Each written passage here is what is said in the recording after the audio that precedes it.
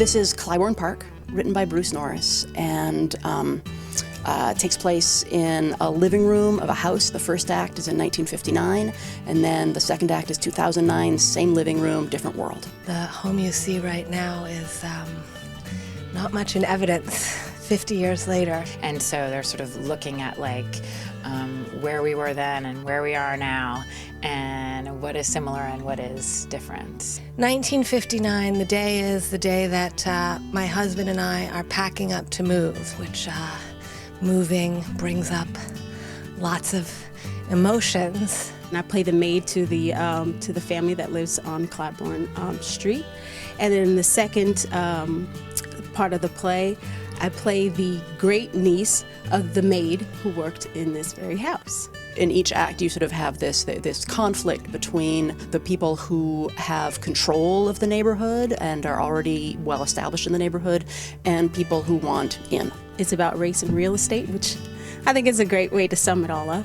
Every actor plays a character in the first act and then a different character in the second act. In a certain way, it's almost like doing two plays, two very well-written plays. Between the two acts, you'll see lots of echoes, or a lot of strings sort of passing from one act to the other that aren't so explicit, but are kind of resonant. The first act really, even structurally, is very much written like a period piece. I mean, the lights rise and the audience is given this sort of treat of, wait, I thought this was a new play. I didn't know this was a revival of, such and such by Tennessee Williams or something. And then in the second act, we move to 2009, and it's a semicircle of 6 people chatting. Structurally, it is much more a contemporary landscape without really story to follow.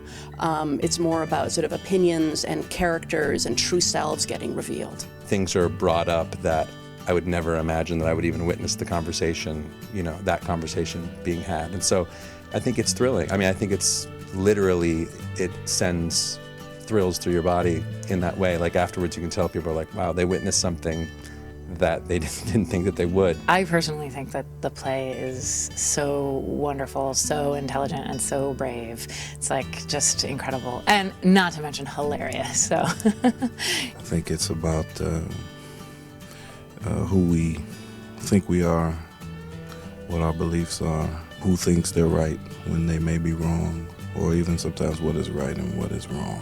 I think it's about integration, not just racially and within our society, but psychologically, and how when people don't integrate themselves psychologically because they don't want to or they're unable to, they or you or we end up projecting things on all these other people.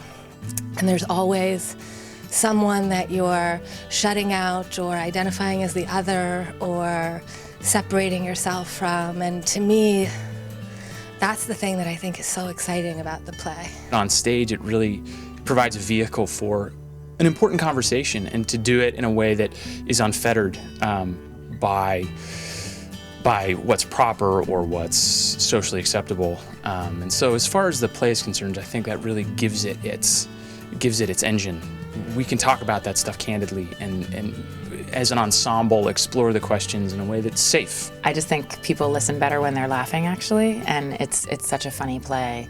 I think it actually opens you up to hear some of the more difficult things that are being addressed because you're laughing. It's a conversation through the whole room, including the audience. Everyone's involved. I think it's a really great play, and I think people should come see it.